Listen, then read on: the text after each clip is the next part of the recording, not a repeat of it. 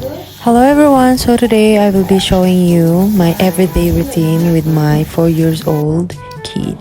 The name of my son is Julian, but you can call him Juju for short. So after taking shower, I always clean his nose every morning and evening. Why we should clean their nose on daily basis.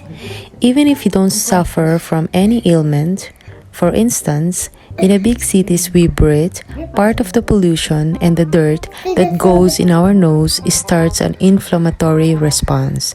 This is why everyone, whatever their age, should clean their nose morning and evening.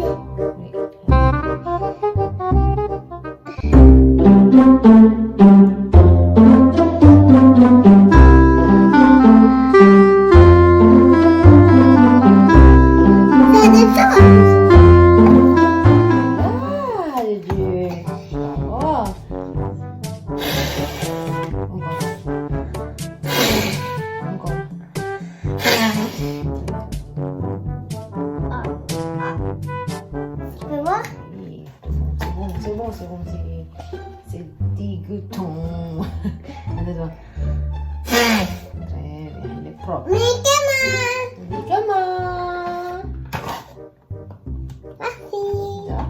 So this spray is a seawater. It's treated by electrodialysis in order to preserve all its natural richness in mineral salts and elemental salts. So the benefits of this one is reduces the viscosity of mucus and facilitates its elimination. Clean the nasal passages and evacuate infectious agents and allergens. Participate in protection against infections.